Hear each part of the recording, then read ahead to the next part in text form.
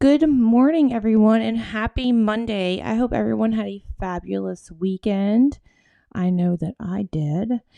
Today is a very, very special episode because I have an individual who left the company Rodan in Fields, and she is going to spill all of the tea.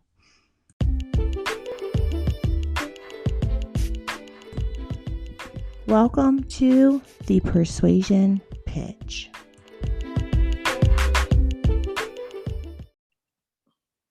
Okay, so I have a special guest with me today, and we're going to refer to her as Jane Doe. And she was a consultant with Rodan and Fields. So before we get into it, I just have a question. How long were you in this company, with this company? Hi. Well, thank you so much for letting me share my story. I really appreciate it. I was with Rodan Fields for 3.5 years, so a long time. It is a long time. It is a very long time. Yeah, I really do appreciate you sharing your story with me. I know it takes a lot of courage, and congratulations on leaving, because that's a huge thing, like a huge step. Um, and I actually, for all of my listeners, I found her in through my good friend Monica. She's on YouTube, Monica Hayworth. I know her in real life and on YouTube. So if you guys are not subscribed to her channel, go subscribe to it. She's an amazing individual. So how were you recruited into this company? So it's a little bit embarrassing. So at the time when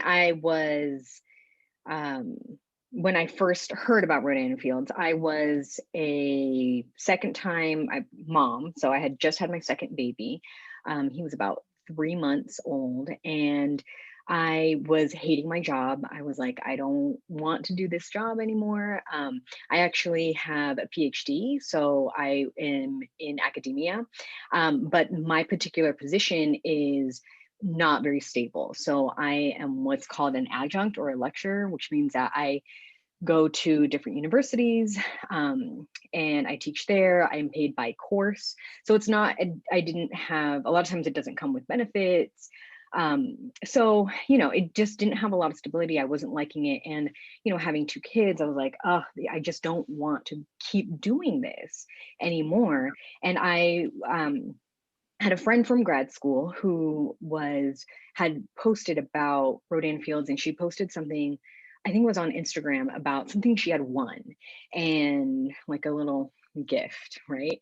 And I just thought, oh, that's really interesting. I don't know anything about this. And I knew about these types of companies. I didn't even really know the name for them, right? But I just knew, like, I don't like it, right? Like, I don't like them, but I didn't know that what she was doing was the same thing. But anyways, so I was like, oh, what is this? And then so I actually commented on her, like, hey, like, what is this all about? Of course, she then sends me a private message and is like, oh my gosh, I was just thinking of you, and how are you doing? And I'd love to tell you more. And I just kind of, like, I remember thinking, like, of course, right? She's, I don't know. But I was like, yeah, I'm open to hearing more about it. So she and I talked, she shared with me all the stuff. And the reason why I knew I didn't like these companies, right? Like these other types of companies, is that one of the things, I have family members who have been in these types of companies, and what they had was a ridiculous amount of inventory that they had to buy and then had to try to resell.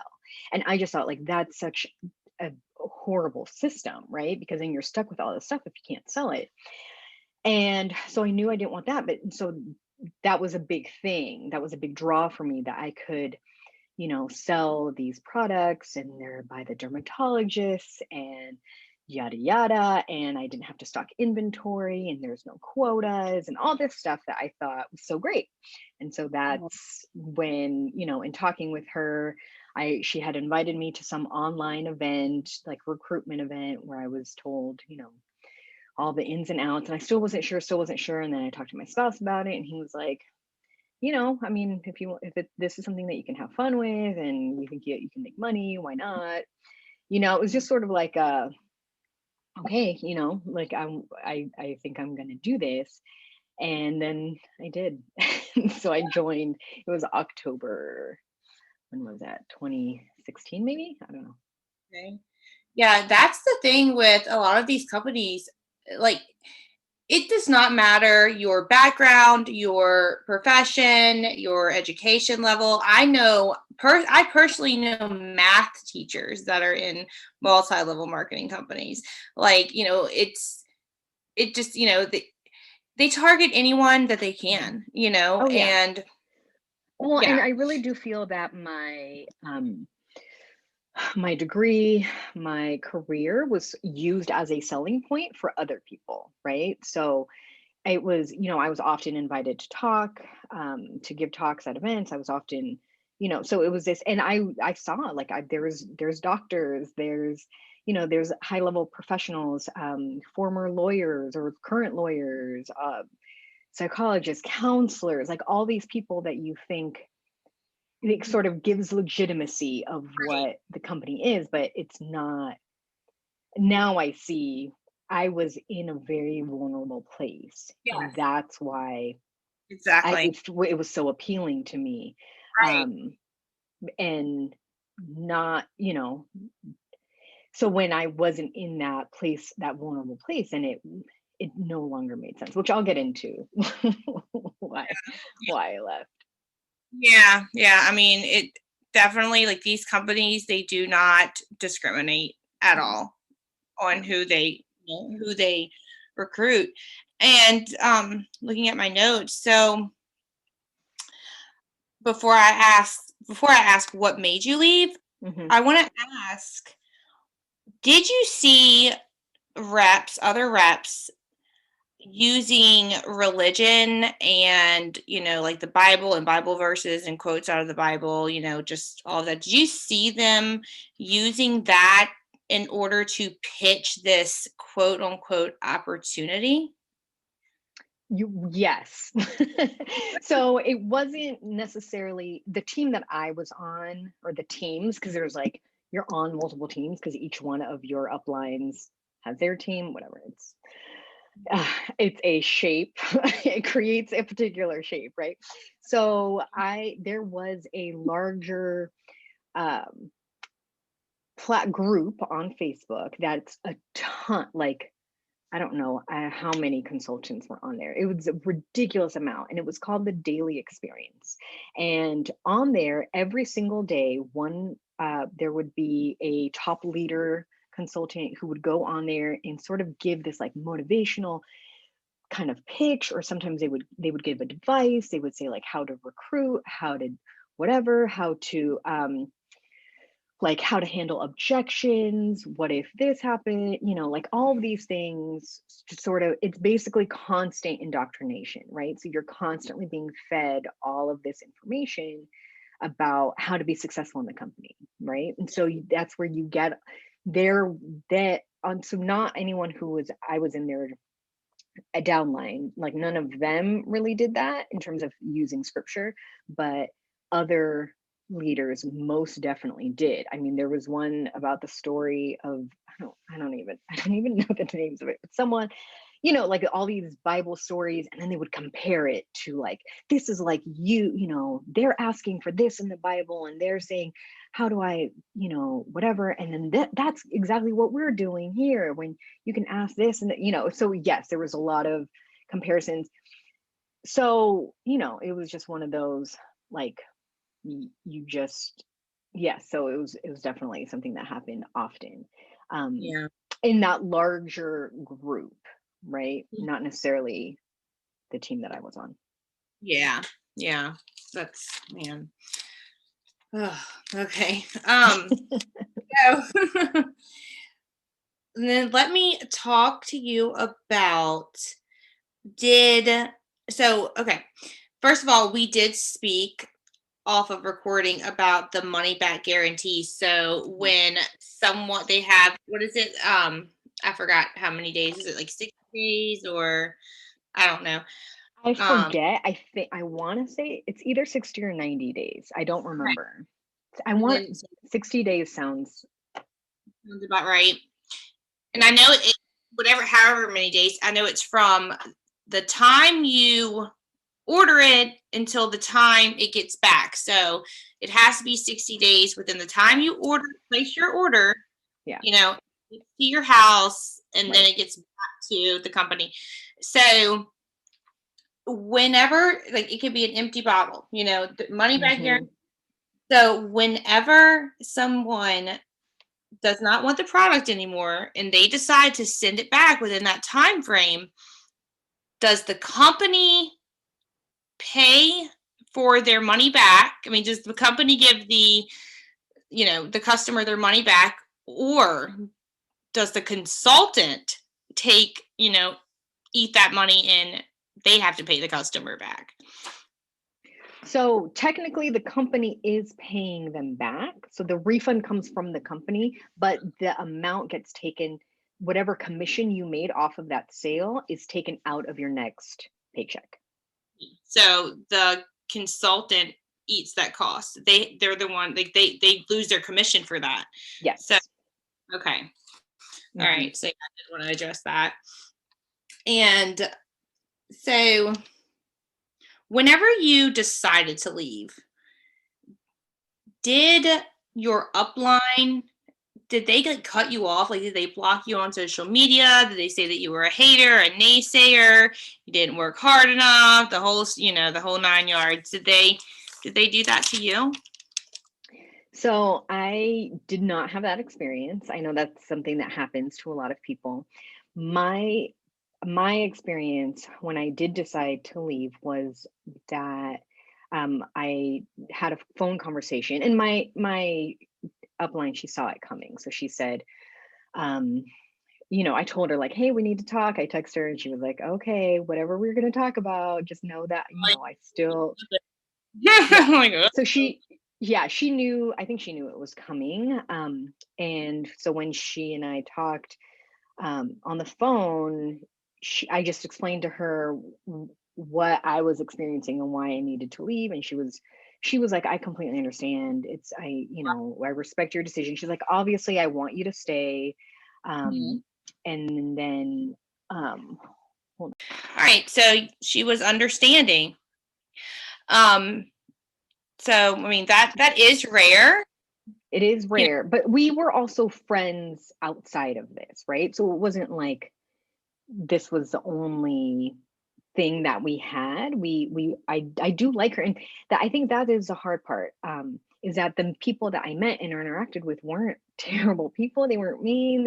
Everyone was really kind and supportive, and I didn't feel like there would be any backlash or anyone would be necessarily mean. I didn't know. I also didn't see that necessarily with other people. I also left very quietly. Like, I didn't make a big scene. I talked with, so when I did that, after I talked with her, I submitted the paperwork to terminate my contract with Rodan Fields. And then after that, I guess my upline got sent the information saying that I had terminated. So my upline's upline, right? I didn't hear from her, but from the up above that were, there's about 3 more of them, and they all said, hey, I heard that you terminated, and it makes me so sad. Just know that one of them was like, don't, just so you know, you're not getting rid of me. I still want to be friends, and was very sweet, and was like very, very, like, they were more shocked and like, oh, I didn't know that this was something that you were thinking about, because I'd just seen them a few months before that at a retreat. So that is so rare, but that's great. Yeah, it is. The interesting thing is that I hadn't really talked to them. So I feel like they didn't cut me out. I was the one more who needed some distance, right? And I posted something that was an anti-mlm, and I think I shared about this in one of the groups. I was like, I'll have your, was that you? I was like, I'll have your back if I need to go on the post. Was that you? Maybe it wasn't you. No. They posted, and I was like, do you need me to have your back? I'll go on your post, and if anybody gives you any about it. Yeah. So I posted, I shared something that was from an anti-mlm content creator, and I had immediately after I shared that, I was bombarded with people who I used like were RNF people that were, I guess, my people before, and they were like, "Hi, I was just thinking of you. How are you?" And then, "Oh my gosh, I had a dream about you the other day. Oh How my have you been?" And then another one that was, what was the other one? And then one that was more direct. It was like, "Hey, I saw that you're anti-MLM now. Why?" Right? And so they want to know what's going on, what happened, why were you're in this company, and now like they want to know. right. So they it was very hard to, because and I talked with a few other people about this, like Lillian Lalo. I don't know if you know her, but she has a podcast called Toxic Positivity. Yes, I love her. Yes, she's I love fantastic. her. Sweet. She's amazing. Yeah. And so I kind of shared that experience, and she said, they don't know that they're doing this, but that's actually a cult manipulation tactic, right? Of just, and I was like, oh, like it's so, I almost feel like I can't trust myself, right? Like figure out whether someone's intentions are like, what if I'm being not, and it's not that they are trying to hurt me, it's just they are also so much in it that they don't even see what they are doing. And I feel so much guilt and shame because I was the same way. I didn't see it for so long. I feel Now, guilty.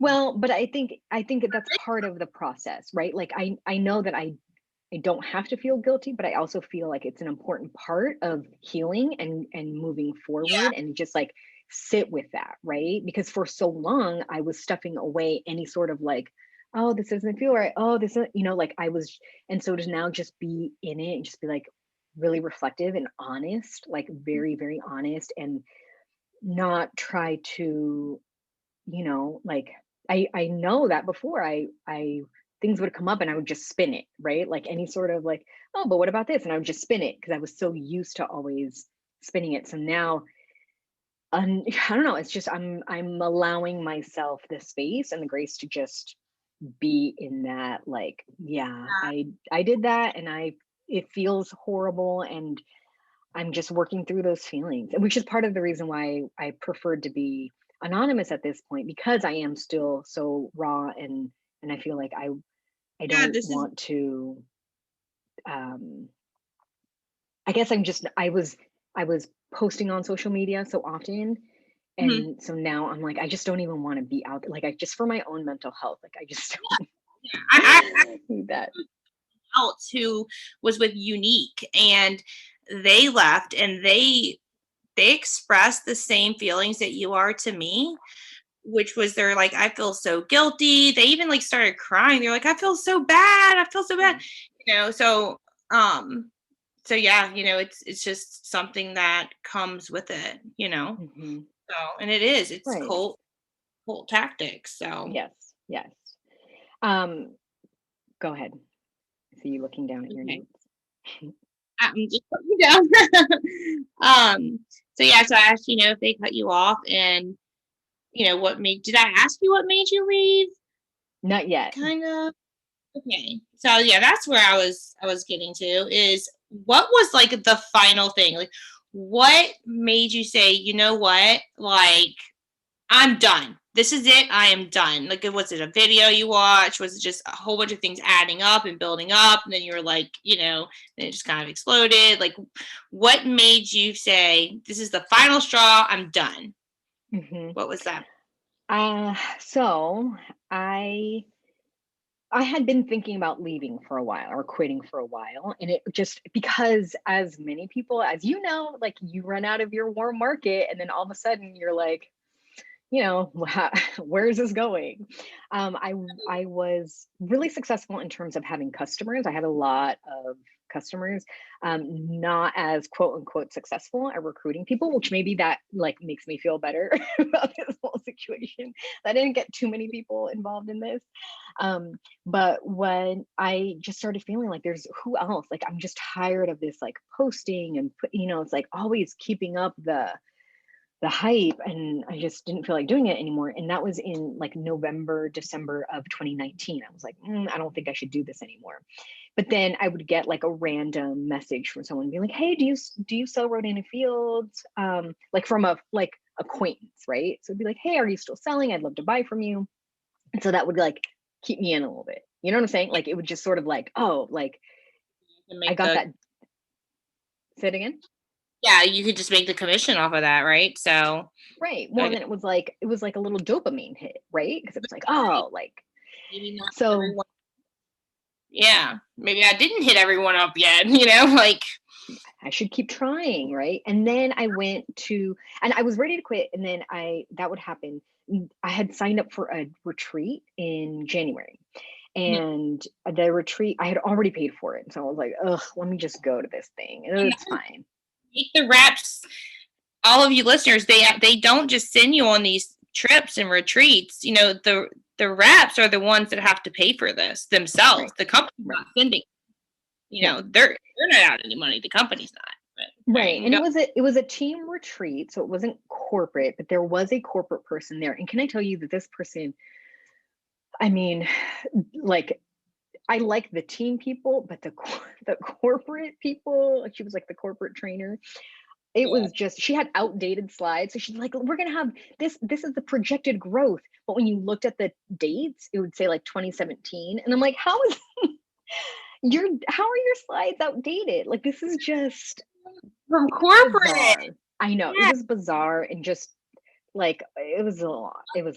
So then I went to this retreat, and they had a panel, and one of the women was so praised and told to talk about and like how she got the most whatever of the year, like she had the most sales or something like that. And she said, well, one of the things that I did is I consistently followed up with people. Follow up. So it's reach out to people and then follow up with them, and they're in your funnel, and you have to just keep following up. And she's like, there were people that I followed up with up to 12 times, and then finally they would say yes. And I was sitting the next day, we were sitting at breakfast, and we were talking about that. And I said, I don't know, 12 feels like a lot. Like, I'm not going to do that. Like, I don't want to do that. And someone else was like, well, I do that. And someone else was like, yeah, I think that's I think that's a good thing. And I'm like, oh my gosh. And so I felt like the crazy person. No, they say no does not mean no. It means not right now. Yeah. So it's not right now. It's so ridiculous. And thinking about that, it always bothered me. I was never one to like try to pressure people or try to harass people at all. So, I was like, I like maybe following up like once or twice, maybe, but I'm not going to do 12 times. So I felt like the crazy person. And then so I went on that retreat, and then pandemic hit, and I was like, I didn't feel like selling or recruiting before this. I definitely don't feel like doing it now. Absolutely not. It feels so gross. Like, people are losing their jobs. Why would I be like, buy skincare or join this team knowing full well how much I was making to recruit? Hey, and in fact, Rodan Fields was one of the companies that received a warning letter from the Federal Trade Commission. You're using the pandemic to recruit. So, what's so fascinating about that is that first of all, we got an announcement saying like, this is the language that you can use, and you can't use this language, and yada, yada. But never did it say that the FTC had sent that. So I didn't know that until I had left, that that Rodan Fields was on that FTC list, right? So I saw, so that's what I'm saying, is that I saw these people who I'm sitting here like, this feels gross. I don't want to sell. I can barely function right now. Like this is. And other reps are like, hey, you got your stimulus check. This is a great time, to become a consultant. Use that money for this, your own business, And it felt so gross that I would see that people being like, oh my gosh, my business is booming, or this is such a great time, and blah, blah, blah. And this, this is an opportunity, this is a gift, and you need to share this gift with people and all that crap. So it felt really gross. And then obviously with people using Black Lives Matter and using the protests for racial uprisings in terms of like a selling point, which felt so gross to me. I was like, absolutely not. I'm a woman of color. This is not okay at all. So it was around that time. This is like the one that I'm like, I wish I would have seen this before. So it was around this time I was still in, but like not wanting to do anything.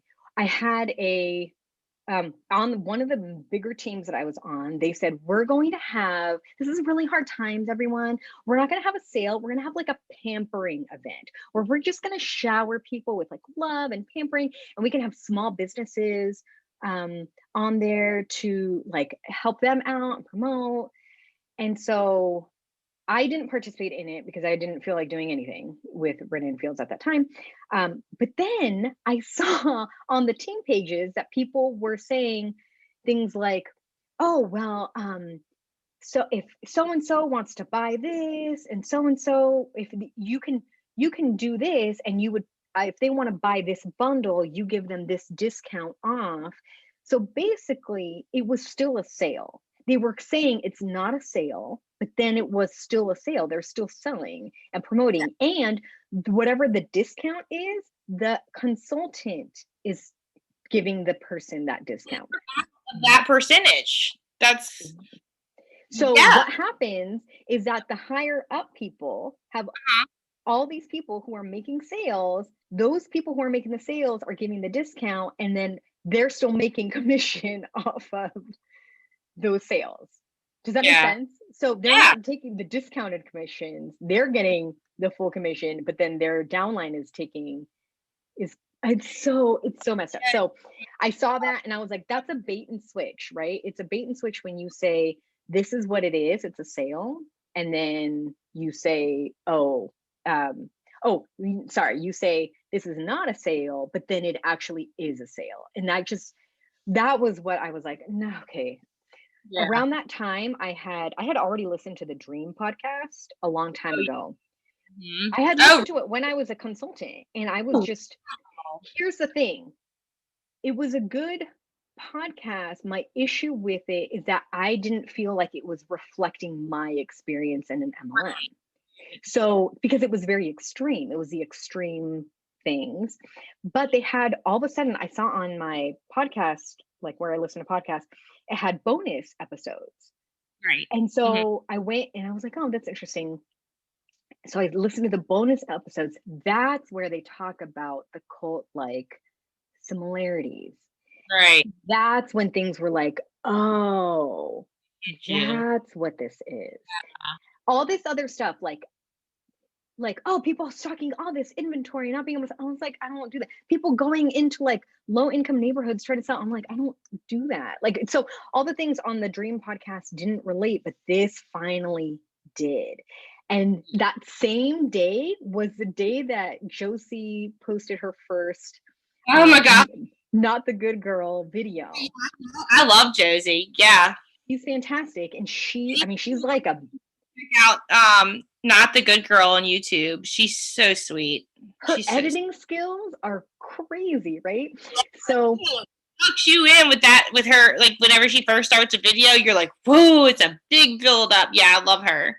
So she had images from Rodan and Fields conventions in that first intro. And that's when I was like, I can no longer, because every time someone would come up with something very talk about anti-MLM stuff, I'd be like, no, but Rodan and Fields is different. I was literally like, no, Rodan and Fields is different. We don't do that. No, Rodan and Fields is different. And I genuinely believed that.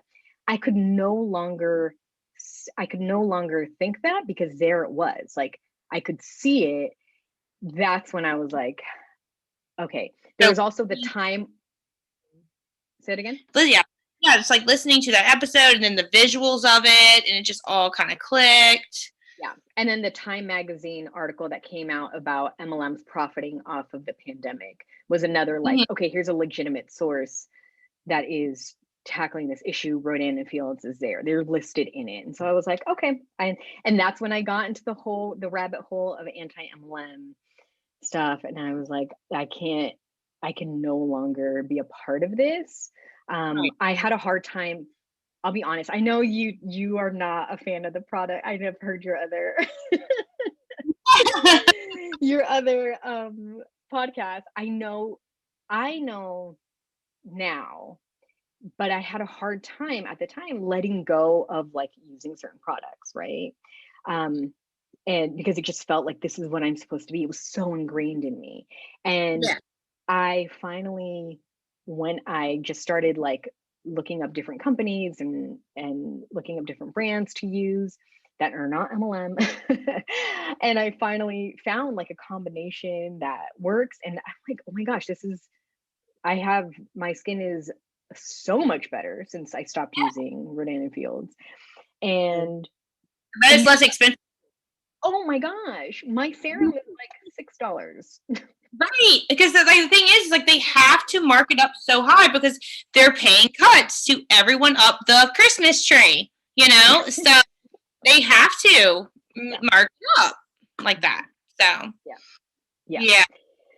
So that was, when I found sort of dupes, right? So like other products I could use in place and I saw how much better they were and how much less expensive they were. I was finally able to be like, because I really considered maybe staying on as a customer. I had a few consultants who asked me to do that, and I'm like, so I just was able to do that. But it was hard when I left, because I called the people that I had recruited and told them what had happened, and then all my customers. So it was a lot of like crying and like, I'm so sorry, I didn't know, and like, this is how it is. One of the things, the lawsuit that Rodan and Fields has for Lash Boost, I was at that time, it was sort of like no, this is just a scam. Like, it's just scam lawyers who are trying to scam people. Like, it's not a real lawsuit. And so it was like, oh, and they said, do not click on this information, whatever the link is that tells you about it, because that drives up the algorithm. Wow. So now I see that was, again, like isolating information, right? So you're only getting information from keeping this information that goes under the bite model, because I talk about this all the time.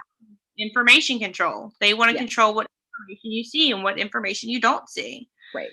So it wasn't until, I was like, oh, I literally did not know that there were other lash serums like available. Yeah. I'm like, there are, and I'll be fine. Like, it's going to be fine. Yeah. Yeah. So wow. And then and then real quick, the last thing I do want to ask, recruiting. So, I mean, let's just be honest here. If you're going to sell the product, you're not going to make money off of only selling the product. The real money, the only sustainable money, I mean, if you even get to that, because we've seen the income disclosure statements, is by recruiting, right? So if you don't recruit, Rita, recruiting is the answer. That's what we were constantly told. Really? Yes, it's Rita. Rita. I did not hear that. I'm going to write that down, actually. Yeah. There's so many. There's like recruit and replace. Recruitment is the answer. What else? I'm trying to think of the other little sayings. Then the scripts, right? Like how you recruit, they tell you what to say. prospects. I've seen those. I've seen some of those. Prospects. Oh, you have a prospect. This is what you say. Use feel, felt, found. So if someone comes back and is like, oh, I feel like I don't have time for this, you can say, oh, I totally understand. I felt the same way. But now I see that what I found was that you can actually fit this into the nooks and crannies of your day. So you don't have to dedicate all of this time, which is such a lie, because you do have to dedicate much more time. Hard. This is easy money, but yet whenever you don't make it, they say it's because you did not work hard enough, and that's what they do. So, so you just have to post more. You have to reach out to more people. And it's just constant. I mean, you're trying to recruit your competition, basically. If it was about the product, why would you recruit your friend to sell the same exact product as you? You know what I mean? So, yeah, that's the other thing. This is sort of like something that's different that I noticed and reflecting since leaving. But what I found also is that I felt the need or the pressure to maintain certain relationships that were unhealthy because of this idea, like, oh, they're a customer, or like, oh, they're a prospect. Does that make sense? So feeling like, hey, this person is kind of, like, not a consultant, right? Just someone out in the world, and thinking like, this person is not really, like, I don't know, they have whatever issues they have, but feeling like, but they're not like your cup of tea necessarily. Sure. But yeah. And feeling this of like, I had people who did that, who would say, like, oh, well, let me order, like, them ordering from me, or them like being interested was a way to sort of hook me. Does that make sense? Like, they knew I had to be nice to them. And I felt that pressure, like, always. I had to relearn how to be out in like social settings and not be awkward, and not be like, have an agenda of like, oh my gosh, trying to get to know this person, because then they're my prospect of like, you just for 3 years. Like, you can finally, like, you don't have to fake it to anyone. You can be who you want to be and find yourself now. Right. And that's amazing. That's amazing. I'm so glad that you got out, because it could have been, I don't know, 5, 6 more years. And, it takes time to heal and get over it. Mm-hmm. So, I mean, I am glad that I am out. I'm really, really grateful that there is this anti-MLM community, especially the ones that are show sort of compassion towards those who are in and are. Mm-hmm. Say that again. I couldn't hear you. Not fun shaming, like, right. Yeah, because if I look at this as, well, you're a victim. You shouldn't be, made fun of first. You know what I mean? Yeah. And people need to understand and always keep in mind that these people were sucked into a cult. And that's what it is. You can't just, you're in a cult. Oh, ha ha ha. And ha ha reacting and things like that. Just, be nice to them, because who's going to listen to someone that's, yelling in their face, like that?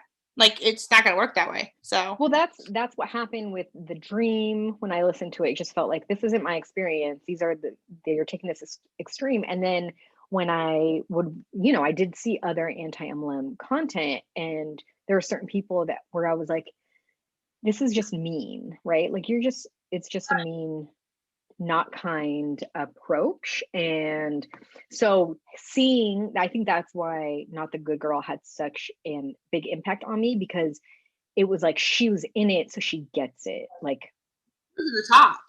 So yeah. But just also, like, not someone from the outside who doesn't really understand. Right. So I really, I think showing kindness and showing compassion, and if there's someone that who's in it, and you're like, you can't even say like you're in a cult or this is a pyramid scheme. You have to use other language to be able to communicate that, because it will I say we They'll be like, whoa, you're just, yeah. And I talked about this in my last episode. We've just been trained to know how to respond to those things. Right. Without critical thought. Oh, man. Yeah. So, is there anything else you want to add? Let me see my notes.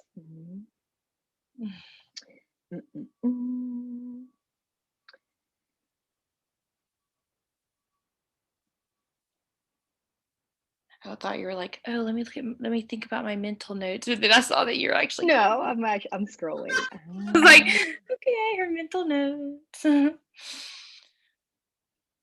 Yeah, I mean that's pretty much it. So yeah, I mean, I think the only thing that I would add is that so many times people think that these companies, your particular company is different somehow, and you've been convinced of that. And it's so hard sometimes. It's hard to see it, but it really is not. not all the same. They are all multi-level marketing companies are the same. Yeah. And that is to, have the ones at the top, at the tippy top, make all of the money, and the ones down below, if somebody returns the product, they're going to have to pay, they're going to have to take that cut, and man, again, I just want to thank you so much for sharing your story with me. It means a lot, and you're amazing. I'm so proud of you for leaving, for speaking out. That takes a lot of guts. And, I'm sure that, later on after you, start to find yourself again, you're going to help so many people. So many people. Thank you. Thank you so much for offering a platform to be able to share stories. I really appreciate it. I think I really do. I really do mean it when I say that people who are in the anti-mlm community, there are really wonderful people who are very kind and supportive. And so because it's scary to leave a group and then to feel like, where do I turn to? These are my friends. This was my tribe. These are like, who am I going to talk to about this? So right. I'm glad that, I'm glad that we can be here for you, and that, you found out about anti-mlm advocacy. So yeah, thank you. Well, thank you. All right, I stopped it, and then I'm going to go in, I'm going to edit it and be like,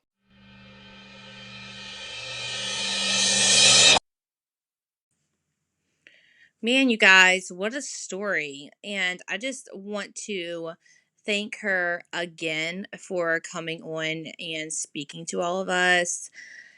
I am so thrilled to have her in the anti-mlm community, and I hope that everyone enjoyed it. And thanks so much for